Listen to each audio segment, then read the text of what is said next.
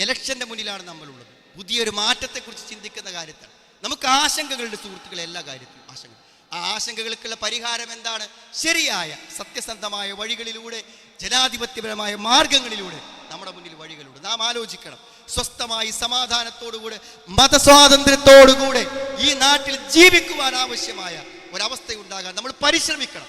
നമ്മളെ കൊണ്ട് ഓരോരുത്തരെ കൊണ്ടും കഴിയുന്നത് നമ്മൾ ചെയ്യണം. അതിലുപരി നാം മനം നൊന്ത് പ്രാർത്ഥിക്കണം.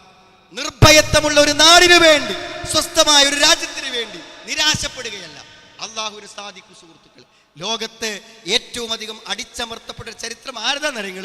ബനൂ ഇസ്രായേലുകാരതാണ്. അവിടുത്തെ ഭരണാധികാരി ആരാന്നറിയോ? ഫിർഔൻ. ഒരു ബനൂ ഇസ്രായേൽ അങ്ങാടിയിൽ വന്നാൽ അവനെ അവിടെ നിന്ന് അടിച്ചു കൊന്നാൽ ചോദിക്കാൻ ആളില്ല. അങ്ങനത്തെ നാടാണ് അവിടെ. പക്ഷെ സുഹൃത്തുക്കൾ, അവർ ക്ഷമിച്ചു, ദീർഘകാലം ക്ഷമിച്ചു. അള്ളാഹ് എങ്ങനെയാണ് പരിഹരിച്ചത്? ഒരു പ്രവാചകനായൊക്കെ ചെയ്തത്. ആ പ്രവാചകൻ പ്രബോധനം ചെയ്തു, അവിടെ ദീൻ പുലർന്നു വരാൻ വേണ്ടി ശ്രമിച്ചു. ആ പോരാട്ടങ്ങൾക്കൊടുവിൽ അവസാന നിമിഷത്തിൽ കടലിന് മുമ്പിലെത്തി. കടൽ കടക്കാൻ പറ്റാത്തപ്പോഴും നിരാശപ്പെട്ടില്ല.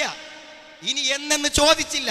ഇന്ന റബ്ബി സയഹ്ദീൻ, എന്റെ റബ്ബ് എന്റെ മുന്നിൽ ഒരു വഴിയൊരുക്കും. വഴിയൊരുക്കിയില്ലേ സുഹൃത്തുക്കളെ? വെള്ളം പിളർന്നില്ലേ? വഴിയായില്ലേ? വെള്ളം മല പോലെ മാറി നിന്നില്ലേ? മുഴുവൻ വിശ്വാസികളും കടന്നുപോയില്ലേ? അവിശ്വാസികൾ മുഴുവനും മുങ്ങിച്ചത്തില്ലേ?